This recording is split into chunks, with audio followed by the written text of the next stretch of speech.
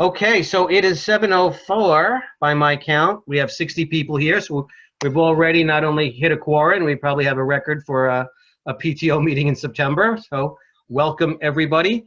As I mentioned, and as you can see on the left-hand corner of your screen, we are recording this and we will get this up on our YouTube channel. We are also live streaming it.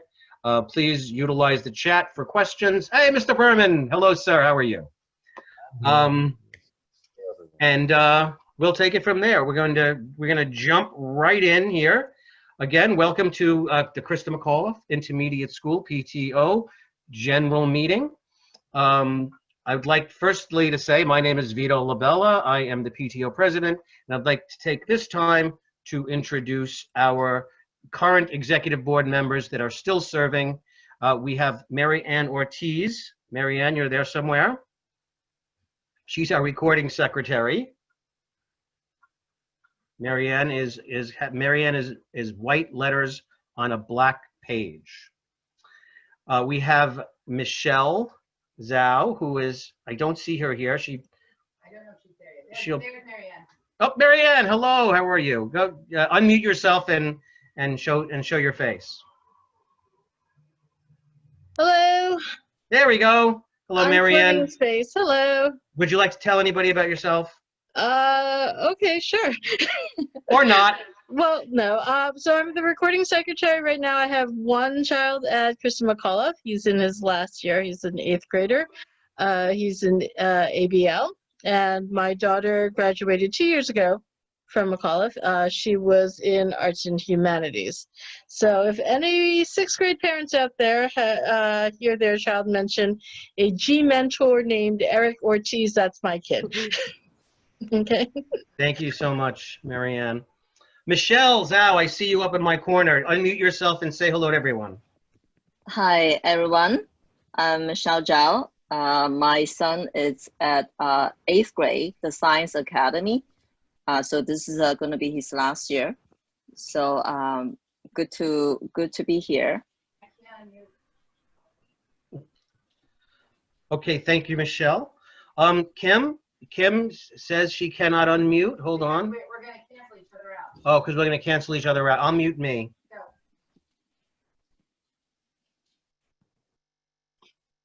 Hi, everyone. I just wanted to say hi. As many of you probably know, Vito is my husband, and we have 2 children that have graduated from Krista McAuliffe. They are both now at Brooklyn Tech, and our youngest, our daughter Morgan, is in 7th grade in the Arts and Humanities Academy. I look forward to seeing all of you at our meetings going forward. Thank you.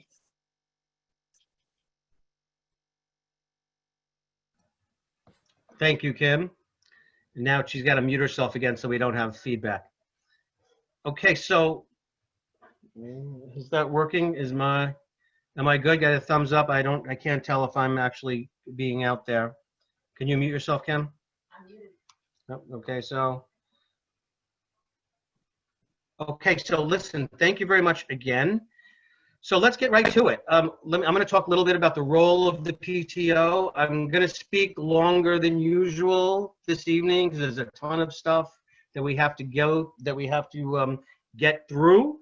And I like to talk usually, so this is going to be really maybe a little bit too in depth, but I'll try to speak quickly. So the PTO is here as your advocate, the advocate for the parents, the children, the teachers of Krista McAuliffe. We became a nonprofit a couple of years ago, so that means that all of your contributions are fully tax deductible as allowed by law. I like to get that in there.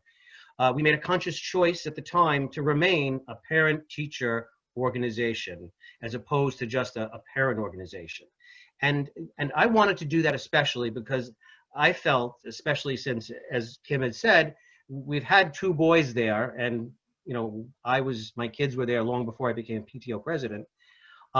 I felt that our teachers, and really that includes our administrators, our staff, everybody in that building, are really, really special. I could tell that they prioritize the needs of our children, and I wanted them to be a part of our organization. So, I speak up on their behalf. I'm not afraid to speak up on the teacher's behalf if I believe that there's something that's not right.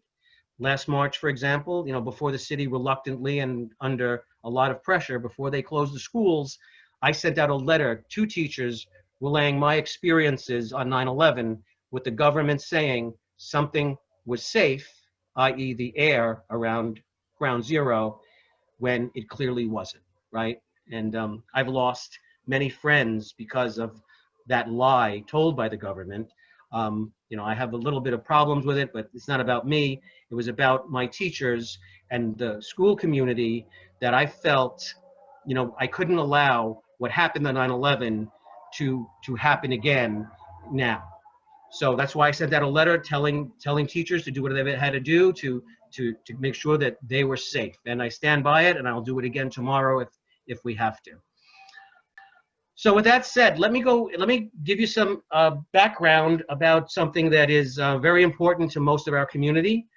We are the lead plaintiff in the SHSAT, that's the Specialized High School Aptitude Test discovery lawsuit.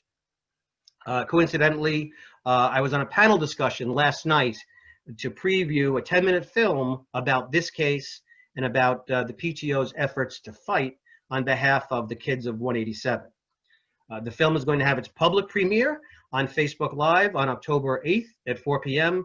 I will once again be on the panel doing a discussion, and that will be, I sent out a link already. I will send out another link and a reminder as we move forward. So for those of you who are not familiar, the Christa McAuliffe Intermediate School PTO, as the lead plaintiff in the lawsuit against the DOE and the city of New York. And this stems from a policy that was put into place about 2 years ago when the city expanded the discovery program first to 12% in 2018 and then to 20% last year. So what is the discovery program? Well, as most of our community is aware, there are 8 high schools, including Stuyvesant, Brooklyn Tech, Bronx Science, and Staten Island Tech, that require applicants to take a single exam called the SHSAT. Over 30,000 students take this exam for roughly 5,000 spots. Unfortunately, very few Black and Hispanic kids make that cutoff. And instead of doing the common sense thing, like building more schools to satisfy a demand that is clearly there, the DOE decided to try to expand the discovery program. The discovery program was around since the inception of the law, Heck Calandra, that mandated that a single test be given to populate these schools. Kids who just missed the cutoff were recommended by their principal and who had successfully attended a summer school program were able to matriculate at these schools. Well, in 2018, the DOE expanded the program. They threw some other stuff in there, okay, that we felt was very problematic. What the DOE said was that not only did a child have to satisfy all the other conditions, the cutoff, the principal, summer school, they had to have an ENI, Economic Needs Index, of 60%. Well, I mean, that sounds reasonable. Okay, so we want to get kids who are poorer, fine. But additionally, they mandated that the middle school itself also have an ENI of 60%. And that's where the problem, stemmed from.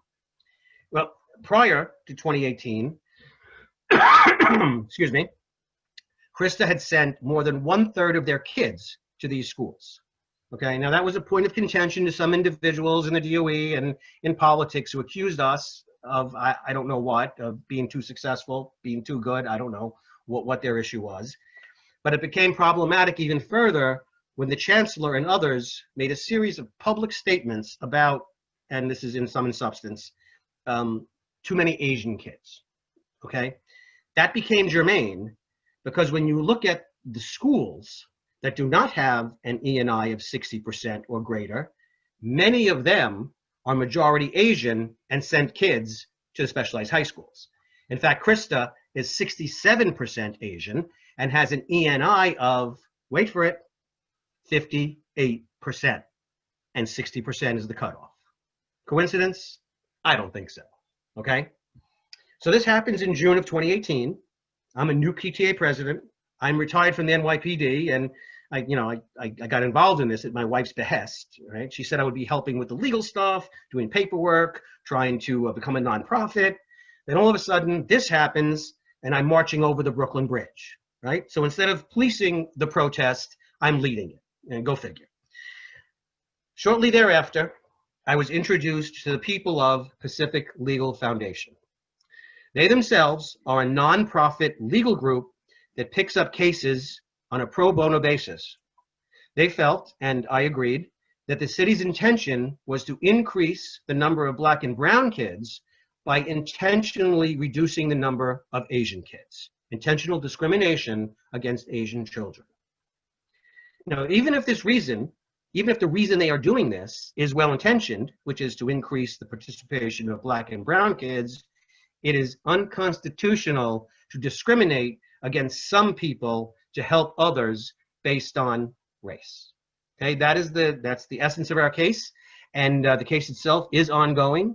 COVID has slowed everything down. It was filed in federal court, and PLF says that if they feel that it's appropriate, they will argue this case all the way to the Supreme Court, where I might add, PLF has a impressive number of wins. They've been to the Supreme Court, they've done well there, and we would hope that they would do well with our case if it doesn't get settled before that.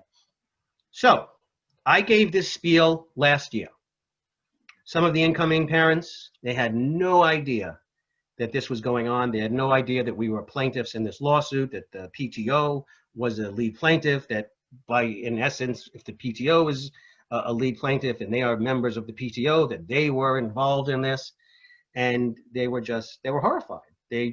Many of them, or a couple of them, were against screens, against testing, against the SHSAT, specialized high schools. They thought that it was a horrible system, and they were upset that they were now part of it.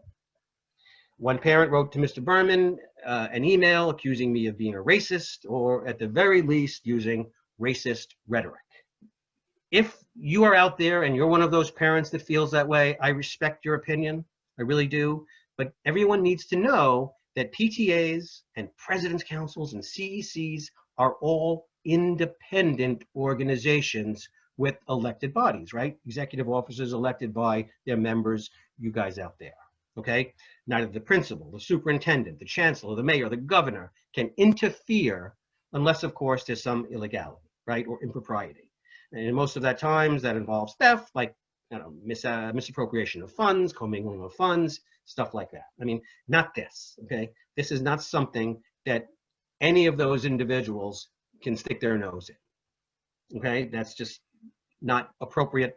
Mr. Berman loves emails. If you want to email him and complain, do so, but it's not going to in any way affect this lawsuit, or Mr. Berman can't kick me out or do anything like that, okay? Only you can kick me out, and I'll get to that in a second. Here's the thing. So how did we get into this, right? I mean, Vito didn't take it upon himself to sign up with PLF on my own, right, on his own. I didn't do that, okay? So PLF came, and we had an executive board meeting, and the executive board voted to present it to the members who voted to proceed. So it was only after we had 2 separate elections that we could sign on with PLF. And in fact, at the time, we also voted that the only way to withdraw from this lawsuit would be for some future executive board to vote to present it to the members. That's you out there. That's all of you out there. Again, all of you. And the members would have to decide by majority vote to withdraw. Okay, so that's where we are. I mean, if you would like to speak to me privately, please email me, reach out to me about this, about your comfort level, about your opinion, about how you feel about this. If you want to have a public discussion, you can find me on Facebook. I have great public discussions about all sorts of things that's outside of the purview of the PTA, but I love to do it, and I'd be happy to hear your point of view and have a dialogue, a respectful dialogue with anybody who wants to have a respectful dialogue with me, okay? I believe in full transparency. Please, if that's what you like to do, hit me up. I love it. Okay, so no questions, thank you. I hope I'm not speaking too fast. I know there's a lot going on tonight. People may want to leave here and get to that, and Mr. Berman's got updates, I'm sure, as well. So what else is going on? So now, since we're talking about the SHSAT, maybe an update about what's going on with the test. Are they going to have the test? What about screened middle schools? The kids coming in? What is the city going to do? We don't know. Okay, nobody knows. Many of you might know that I'm a founding member of an organization called Place New York City that advocates for screened schools and the SHSAT and gifted and talented programs. And we have been fighting with the DOE for information, and they keep on, kicking the can down the road, okay? There's nothing out there about how they want to populate schools like Christa McAuliffe, how they want to populate screened high schools, like a lot of our kids go to, the honors program at Fort Hamilton, Murrow, all of these schools that have some kind of screens that relied on usually state exams and grades. We don't know how we're going to populate those schools, okay? It's the feeling of Place New York City and my personal feeling that the city is going to try to use this as an excuse to do something nefarious, something even like a lottery to populate these schools. But, if that happens, I will be happy to fight on your behalf, as I've done so for the last 2 years. Okay, so that brings us to, we got through that really quickly. I mean, thank you so much I hope I was okay. Still nothing in chat. I hope the chat feature's turned on. Thank you very much for everything. Thank you for listening and for your attention. I really appreciate it. Member donation drives. Okay, usually we ask $187 voluntary donation from our families. We usually have really good participation, but we don't know how we're going to go about doing that. Kim Gillet, our Vice President of Fundraising, is researching right now different ways that we can collect money remotely. I think we're looking at a thing called Cheddar, which one of our other schools in District 20 has tried and been successful with. We do receive money sometimes through Facebook. We've had donations from all over the world because they like something I posted, and we're a nonprofit, so they click support Christa McAuliffe, and we got money from somebody that's far away from Christa McAuliffe. But we're trying to do something more specific, more targeted, and we will probably send out an email with a link as we go forward. SLT PTO elections. Okay, so I know out there, I can see you in cyberspace. Out there, we have parents who in elementary school were PTO presidents and treasurers and vice presidents and recording secretaries. You're out there, and we need you, right? Because no one's around forever. No one's around forever, and we really love to have as much participation as we can, and we need people to get involved so that when we all shuffle off the stage, there's somebody to come on right behind us to pick up the ball and carry it. Okay, so please, if you have any experience or if you have no experience, if you have the desire to help out, please think about getting involved with us, because we certainly could use all the help we can get. The DOE released guidelines very recently. Usually there's a nominating committee, and it's a convoluted thing to get PTA members or SLT members to have an election. The city recommended that we do away with the nominating committee and that everybody do a floor nomination at the meeting when the election is going to be held. So that would be October 20th, 7 p.m. Anyone who wants to run for the SLT, there are 3 open spots. They nominate themselves. If we only have 3 parents who want it, guess what? We could all raise our hands and say we approve, and we can go forward that way. The same thing with all of the executive board positions, okay? So all of the executive board positions are up for re-election. That's the president, the recording secretary, treasurer, vice president of fundraising. The whole list is there. If your heart's desire is to become a PTO president at Christa McAuliffe Intermediate School, run, go for it, okay? That's what this country is all about. That's what I believe in, transparency. I believe in doing things the right way, by the letter of the law. Everything is open. Having said that, all of the office holders are going to run again. We have open positions. We need an assistant treasurer. We need a vice president. We have some other things in there, and I sent an email listing all the executive offices so that there's a place for you if you want to get involved. You could be on the executive board, bounce ideas around, and help us get through what we expect to be a very crazy year. So if you're interested, email Carla. I don't know if Carla's on there. Carla Palumbo, C. Palumbo. That's her email somewhere. And email me, reach out to someone, and we will give you whatever information you need so that you can move forward. And this will all happen on our PTO meeting, 7 p.m. on October 20th. So that was great. See Palumbo4 at schools.newyorkcity.gov. Thank you, Courtney. I want to shout out to Courtney Bishop, our guidance counselor. She does a wonderful job. I'm so excited to see her and all of our wonderful people again. I just admitted somebody. Okay, any other questions? How long is the term? The term is 1 year. The term is 1 year.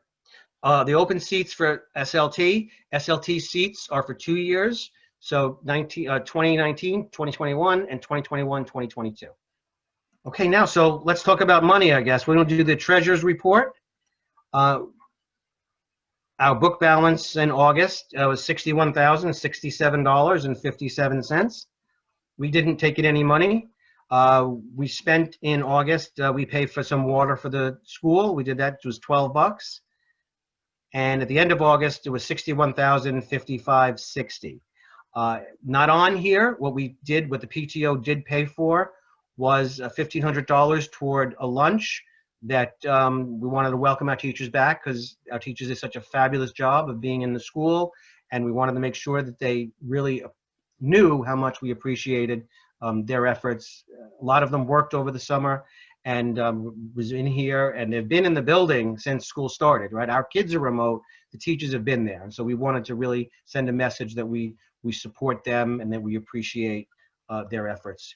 Additionally, we spent about $1,000 on contactless thermometers, which will be utilized tomorrow as the kids come into school, as well as lanyards that they wear around their neck to make sure that the right kids are coming into the building and they can easily be identified. So we're into about $2,500, and again, we'll move forward. We'll see how much money we can collect. So now I'm sure you'll have many questions for our wonderful principal. It's a pleasure. I've been working with him as a PTO president for the last 2 years. It's an honor and a privilege. I really admired all of his efforts before I even was a PTO president. Justin Berman, please take it away. Oh, well, thank you. Thank you very much, Mr. Labella, for your kind words and all of your work with the PTA and for our community. I do appreciate it. Good evening, everyone. Thank you for coming to the PTO meeting. I want to welcome our families, our students and parents, and also welcome some of our staff here. I know Ms. Bishop's here, Mr. File is here, Ms. Siddiqui, of course, who's doing a fantastic job standing in while I'm remote. And again, I do thank you on this evening for coming out. Just to go over a few things, I want to just sort of reiterate that donations to the PTO are a really important source of income for really for our students. It allows us to do not just things like provide our faculty with, you know, a well-deserved meal, which I have to tell you really does go a long way. We really do want happy teachers, and we have happy teachers and a great environment. But it goes a long way to purchasing the technology that we need. In fact, we have a computer cart in each classroom, in a large part as a result of the PTO's fundraising efforts. Last year really did hurt our efforts. Believe it or not, bake sales are a tremendous source of income, aside from being a tremendous source of calories and a tremendous source of fun. I miss the contests and judging the wonderful things that parents create with their children, and I think that makes it even more special. But keep an eye out for a way to donate and I would encourage you to do that. Our staff is ready for in-person learning. We have been. I think you know that we did things and took a slightly different approach here at Christa McAuliffe that a lot of other schools did. We remain independent of the Department of Education and other staffing needs. Yes, it is absolutely incredible that we're able to do it, but I think the proof is in the pudding. You know, we've been operating here using the same schedule that we're going to use on Thursday when our first group of students come in for in-person learning. There's no difference. So I expect it will be just as smooth as usual. We sent out an email today as a reminder for our in-person families. One of the biggest challenges is, of course, getting the days of school right. I mean, I got it wrong in the email that I sent home. I mean, if I get it wrong, certainly other people are going to get it wrong too. So keep checking that calendar and make sure that you're sending your children to school on the right days. The other big thing that's different is the requirement for the screenings. Everyone will have to do the health screening in the morning, take your child's temperature before they leave, answer the 4 questions online, and save the email, have it ready to go on a phone or print it out. Otherwise, as I mentioned in the email, students will have to do it when they get to school. So that's important. Transportation is important. I wanted to mention that. Really, don't count on reliable and predictable school bus activity tomorrow or for the next few days. Please be sure you have alternate arrangements to bring your children to school and home if in fact you're bringing children to school. If your children are in a cohort that is in attendance for that day. And so Thursday is cohort A and E, and Friday is cohort B, like Baker, and cohort students and the school 5 days. What else can I share with you? There have been a tremendous number of changes, as you know, that we and the UFT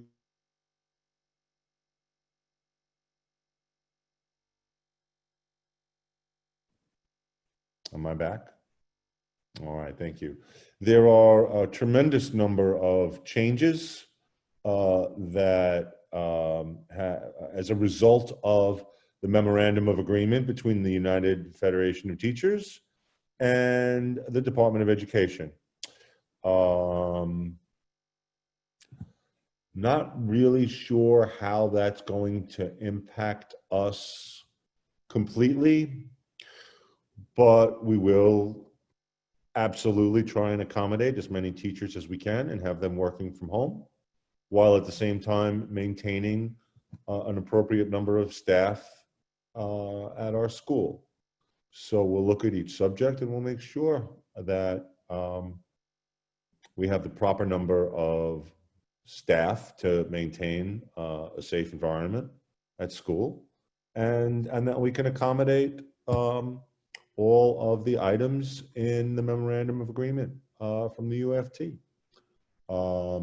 It's quite a challenge, and I'm hoping to be able to implement the things that we have planned and that we have already been engaged with and working on. And I'm hoping to be able to address all of those needs while continuing with our current plan without having to change much, if anything, at all. We're waiting for more information and more guidance, and information has been scarce for us. So I wish I had more information, but I can tell you that starting on Thursday, we're ready for our first group of in-person students, and our remote instruction is going to continue just as it has been. No changes are scheduled to go into effect until October 5th. And so we'll see what happens between, between now and October 5th. Again, we remain able to provide instruction to all of our Christa McAuliffe students with solely Christa McAuliffe staff members. And we're working very hard to keep it that way. Our budget remains very, very solvent. We are well financed. We remain well financed so far this year, and we plan on purchasing some more technology and planning ahead for the future, because I do not expect next year's budget to be nearly as rosy as this one is. And so when I talk about donations for the PTO and things like that, you have to understand that the operating expenses of our organization are quite large. And these expenses, many of them are recurring year after year after year, particularly now in regards to software, digital textbooks, digital books. We learned the hard way, unfortunately. Some of these textbook companies offer great products at great prices. The only problem is you need a multi-year subscription. You can save a lot of money if you find a good product from a good vendor that you're comfortable with, that they'll be around for a while. Like, for example, or let's say Discovery Education, right? We're pretty confident that Discovery Education will be around for a while. But unfortunately, the DOE purchasing guidelines prohibit us from purchasing subscriptions. So an individual textbook that might really cost $4 or $5 for a student for a year could be between $12 and $20 for that student for the year. It's just an unfortunate fact of the current purchasing.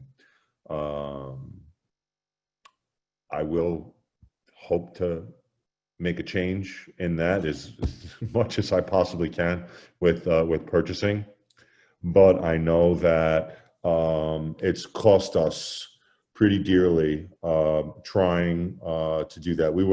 We kind of, I gotta say, we kind of broke even because we were successful with one purchase of about I think a 7 or an 8 year plan with one subject.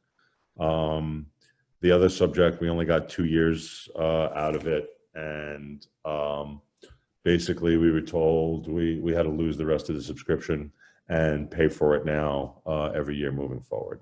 So at any rate, I just wanted to share that with you. The last thing that I wanted to talk about, you might see a lot of people around the school building. Our school served as a very large feeding site for the community during the pandemic. Please, if you can mute your microphone, that would be very helpful. Thank you. Our site served thousands of meals every day, literally well over 1,000 meals to members of the community, and really provided a great service to the community. The problem that we face now is that this food service was supposed to stop. It would take place in the morning and throughout the day. People would line up by the school starting very early in the morning and line up basically around the block for breakfast and lunch. The problem is we have children coming in, and when we have hundreds of people, not necessarily socially distanced online, it's becoming very, very difficult to maintain a safe environment without adequate supervision. I've out on that line from school safety, and I've asked for that. I'm hoping they're going to provide that. What's happened is we were told that that food service was going to stop during the day and then move to the afternoon from 3 to 5 p.m., freeing up the school in the morning. What has happened, though, is that our school is going to remain a feeding site for all families in the area, not just our school, but all families in the area who are remote learning. You see, they're still entitled to a free lunch. So any family who has a child in school can come and get a lunch or breakfast at IS 187 or a couple of the other feeding sites. They're not at, I do not believe they're at every school. So the problem with that is that there's no way to determine who they're giving food to, so they just give food to everybody. And so we're still going to have the lines in the morning of food, and they're going to continue throughout the day and into dismissal. That is what we foresee at this point. And while it is imperative that folks in the community get the food that they need, the Crystal McCullough School might not be the best distribution point for that. So I have shared that with our superintendent and the food service supervisors and other DOE officials about our concerns about that. I'm sure you're also aware that the area code that surrounds our school has one of the highest coronavirus rates in the city. Right now, 1 out of every 14 people in 11219 zip code has coronavirus. You can look it up online yourself. It's a pretty scary number.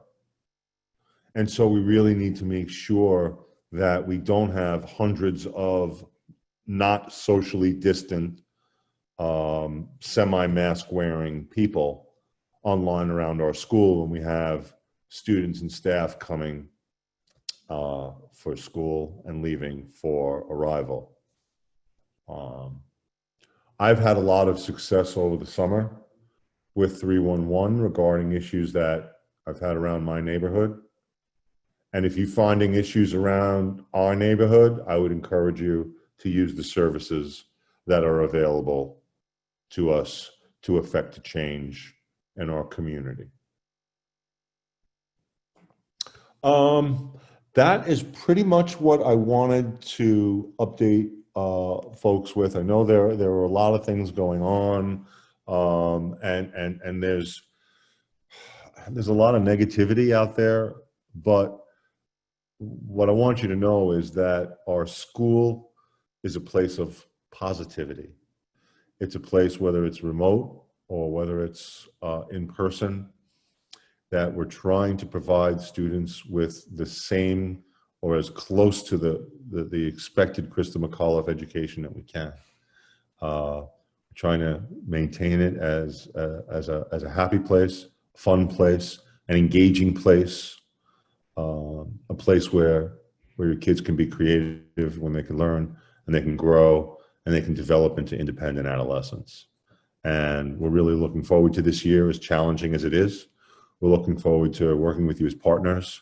Please run for the PTA, run for a school leadership team seat. It's important. Your voice matters. It counts. We talk about everything at our school leadership team meetings. People's thoughts and voices matter. they make a difference. So I would really, really encourage you to make your voices heard, get involved, get engaged, show your kids what it's like to give back. And don't do it for your kid, do it for our kids. Thank you very much, everyone. That's pretty much what I've got at this point.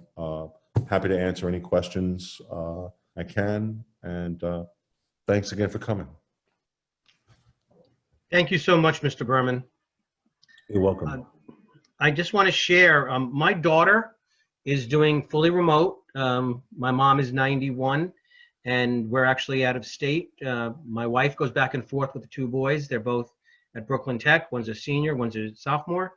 I wanted to share that with you because, again, it's a transparency issue. And people ask, well, what did the PTO president do? And my child, Morgan, is remote, and I have been so happy with the experience so far. You know, she gets 5 classes, all the important ones, you know, science, math, English, social studies, and you know, it's live instruction 5 days a week. I couldn't have asked for a better product under the circumstances of a pandemic. And I'm also on the CEC, and there is a wide range of people's feelings. Some people feel like their child has to go back in school, and that's very important to them. And some people are very happy with remote. Some teachers want all remote. It's not an easy thing for me as a person who's wearing many different hats in the community, CEC member, President's Council member, PTO president here, to try to figure it out. What I would like to say to my friends at Christa McAuliffe, because I know the product at Christa McAuliffe, if it's possible for you to keep your kid home and your kid's going to do well and your kid is going to thrive and it's okay for them to be home, then I would say go remote. If your child needs to be in school, and many of the children that we do deal with at Christa have issues where they need to be in school, then by all means send your kids to school, and I know Mr. Berman and the staff will keep them very well protected, you know, as much as possible. But again, if there are issues, call 311, tell me, tell Mr. Berman, we will work together to let the people in charge know that it's not appropriate, what's going on, that it's not safe, and demand more safety. So does anybody else have anything? Great, well, thank you everyone for the good, anybody have any questions, or everyone wants to watch the debate, right? Or the Yankee game? I don't, debate, Yankee game, I don't know. After school programs. Mr. Berman, is anybody around to speak about the after school programs? Yes, sir. We're working on getting our after school programs up and running remotely at first. I know the first item is the specialized high school prep course, although we don't really know anything about the specialized high school exam this year, do we, Mr. Labella? No, sir. No, sir. We're going to do what we can. So, but we do expect there will be something, and we want to make sure that the children have that opportunity. I will say though that if your child is already in a specialized high school prep program, it could be enough, and really replicating that service doesn't necessarily provide the benefits that you think it might. And our program is free, and so if it's not something that you really need, consider just not including it as another extra if you don't need it, because space is limited. Although I think with the remote aspect of it at this point, we may have more seats than usual. Debate, yes. Ms. Siddiqui, do you want to share a little bit about NIA and our after-school program?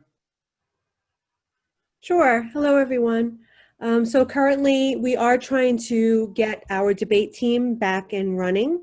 Mr. Hederman did send out some information regarding if you are interested in the debate team. So that is something that we're trying to do. I don't know how tournaments will look this year, but we do have a few people from the American Debate League that will be continuing to work with our students to get them prepared. So please look forward to any email or email me if you have any problems or need information about the debate team, but we are continuing to have our debate league with the American Debate Team. So thank you very much. And please email Mr. Hederman or myself if you have any questions. Thank you, Mrs. Siddiqui. And we're also looking to start our theater program too with Mr. Kaplan. And I do believe we already sent some information about that as well. Great. So is there anybody out there who would like to initiate a discussion or any open discussion, any questions? Any student? The chat's pretty tame. Anybody would like to unmute themselves and say anything? This is the time. Speak now or forever hold your peace, or at least until our next meeting. Or next email, or the next email, yes. Or whenever. You don't have to hold your tongue ever. Never have to wait. For health screening, if your child has activated their New York City students, can they sign in with that? This is above my pay grade. Well, no, I think what she's saying is Mrs. Ortiz is saying that they can sign in with that. Otherwise, Okay. yes, log in. But it's a good point. You should definitely try it in advance. You don't want to have that the first thing that not the first thing, but you don't want to have that looking around on Thursday morning, the first day you're trying to get everything ready, and oh my gosh, how do I log in? Nobody needs that. You can join many after school programs, but it depends on the timing. It depends on your child's schedule. And it depends on some of the other activities that your child might be engaged with. So we have many students who participate in more than one after-school activity in typical years in typical fashion. Yeah. Okay, so look at this. So under an hour, I am impressed. Everybody, thank you so much. Again, October 8th is the premiere of Dream Factories. We get Krista McAuliffe about the lawsuit discovery. And October 20th is our next PTO meeting with elections. Hope to see wonderful participation from everybody. Please tell your friends, your neighbors, check us out on Facebook, check our YouTube channel out. We're out there. And also be on the lookout for me trying to hit you up for money. Mr. Berman did a much better job than I did in saying all of the wonderful things we spend our money on, computers and, well, assemblies, but who knows? Maybe we'll get an assembly in by the end of the year. It's a shoot. It's crapshoot. Crapshoot's a good thing, right? That's a roulette wheel. That's what that meant. So before Vito, we have questions. Yeah. We do have questions. Oh, great. We have Melanie Liu and Sarah B with their hands raised. Thank Hi, you, this is Marianne. Melanie. Hi, Vito, can you hear me? We can, Melanie. Great to hear you. Welcome. Yeah. Okay, so I tried to sign in the health screen for my son today, and I used the student account we had before, but it comes out with my husband's name and said it's for a DOE employee. Okay, so if you're having some login issues, I would call Mrs. Palumbo tomorrow. Please contact her and she can help you with any kind of login issues. In the meantime, you could try the guest account. That may work for you too. Okay, I'll try the guest one. Thank you. You're welcome. So we have Sarah B. Sarah B has her hand raised. Hi, good afternoon. Thank you, Marianne. You're welcome. I have a question for the administration. One of the things that my child is not getting is they're in the Arts Academy, their art elective, and they truly miss that because they're mostly in with the ABL kids and everything. So, and this is their last year, and they loved Miss Badia and band. I understand now because of the pandemic, but what about if things go back to normal and we come to school? Would they have that? That's a good question, and yes, they will. Once we go back to school and school reopens for everyone, or in the case that we go fully remote for more than a week or two, then yes, the children will have traditional Christa McAuliffe schedules. We'll be divided by academies. Children will have the courses that they would have normally had if it weren't for this blended remote situation that we So, have. Mr. Berman, I didn't realize it until you told me, but we don't have academies anymore. We're not doing academies. No, we are not. So, There are no academies. There's no way for us to have academies because the children are broken up into cohorts and they're broken up into groups based on who is remote and when they decided to become remote. We don't have enough teachers to maintain the integrity of academies. We barely have enough teachers to do what we're doing now. We do have enough so that we don't have to ask for subs or have teachers teach out of their license or anything like that. But yeah, it's a difficult situation.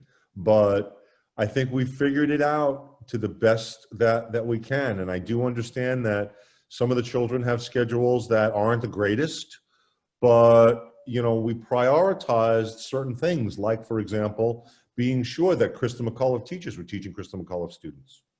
That was priority number one. Priority number two is to make sure, well, not necessarily in that order, but to make sure that parents' wishes were respected. That if you wanted blended instruction, you could have it. And if you wanted remote instruction, you could have it. And I wasn't going to pull the kind of fast one to force everybody to have remote instruction and have your kids come to school and sit in front of a computer and do remote learning. That's stupid. I would never do that. It's disrespectful. So, you know, I think we tried to work the situation the best we possibly could, realizing that, you know. But yes, so the easy answer to your question, the accurate answer is yes, your children will have all of those classes once we go back. So there is no cutoff for becoming fully remote. So any individual child can go fully remote at any time, but they can only go into blended if they are remote 4 times a year, and the next one I believe is in November. Did that answer your question, Lee? I don't think it does. The cutoff. I'm going to try and not give a snide remark to that one. No, there is no cutoff. Once people figure out that whatever rate the city has to get to before schools close, whatever epidemic or pandemic rate, that's when schools will become fully remote. When the mayor and the chancellor decide it's time to close schools, that's when they go fully remote. Otherwise, we can have a school aide watching a group of students sit in a classroom in front of a bunch of computers while they learn from teachers from all over the city. That's not a particularly good education as far as I'm concerned. Blended learning is you come to school 2 days out of every 6. And then you have remote learning on the other 4 days. That's pretty much it. And you can switch from remote to blended, they say in November. We'll see. Yeah, we're way above our zip code is way above the 3%. But I think it's the whole city. And yeah, I guess they're waiting for more cases. I don't know.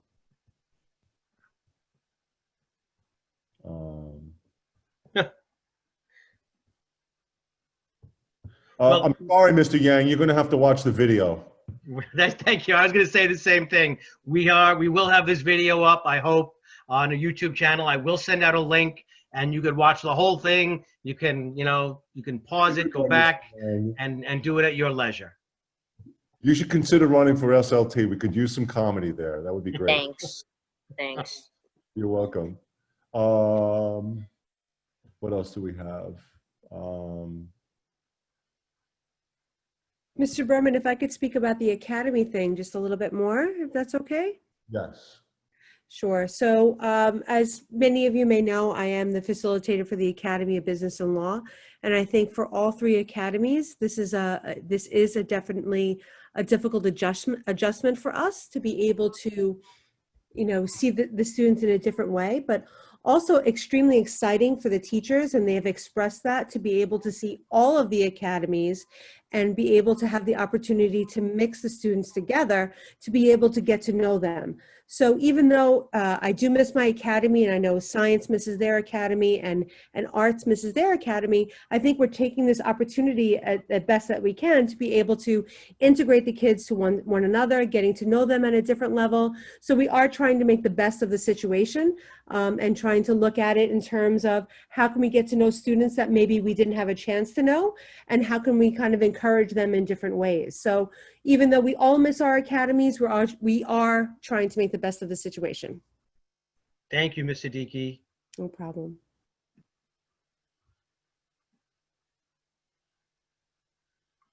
Marianne, do I have any more hands? Nope, I don't see any. I'm scrolling through. Thank you so much for helping. You're Thank welcome. you, Siddiqui. Nope, I don't see any more hands. Okay, then. Mr. Berman, I have a question.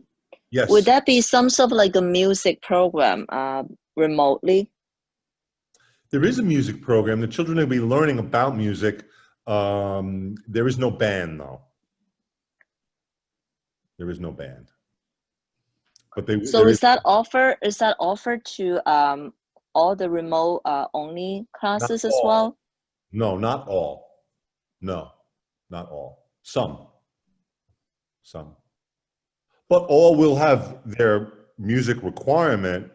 All students in middle school must take 2 periods of arts in 7th grade, and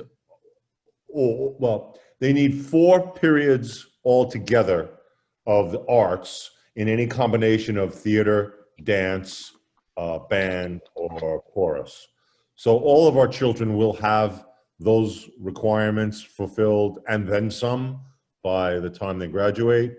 And we hope the pandemic won't impact that at all. It might a little, but the state's being flexible with those requirements.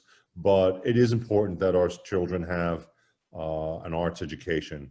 And that's why we have the electives that we have. I know there are lots of schools who don't have any electives at all, but that doesn't make it any better if your child doesn't have them, and I do understand that. Just please understand we're really doing the best we can. There are arts offerings after school, in particular the theater program, so I would keep an eye out for that as well. Yeah, the music theory, music appreciation. I know Mrs. Varghese has taught lyric writing in the past to sort of engage some of the creative writing, ELA, poetry, sort of some things like that. So the children are going to have a great time.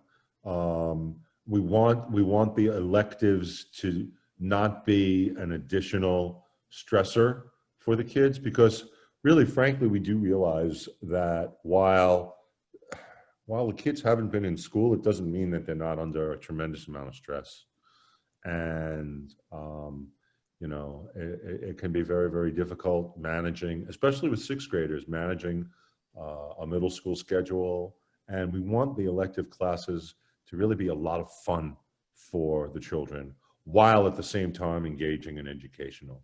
And I hope you'll be sharing some feedback with us about your thoughts as it goes on. And you know, there are going to be some bumps in the road, you know, but I do think that like everything, we're going to get better at it as we go on. And that's what I'm always stressing to our staff. You know, just get better at what we're doing. As long as we're getting better at what we're doing, we're moving in the right direction. It's really hard what's going on now. It's hard to educate kids remotely. It's not easier than going to school and doing this, especially for teachers who've been doing it for a long time. If you've been teaching for 10 years, you know, it's hard to teach, but, you know, just like anything else, you have your routines and your strategies and your sort of cycles that you go through. And this remote experience is like starting a whole new career again for people. And it's exciting. It's intellectually challenging, and it's why we're educators, really. And clearly our staff is up for it.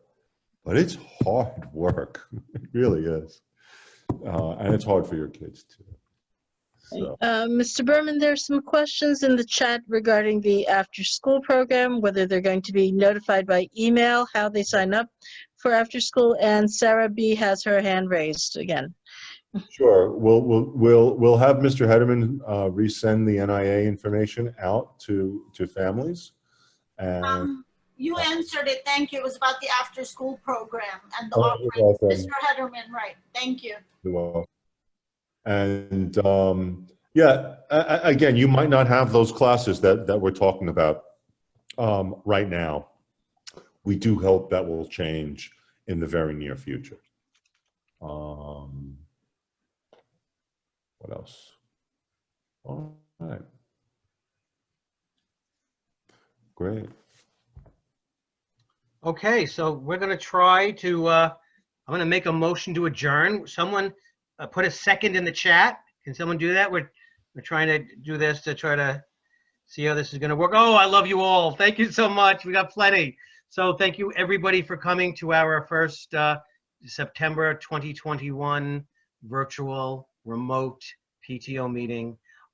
Stay safe, everybody. Any questions for me or for Mr. Berman, please reach out any way you can.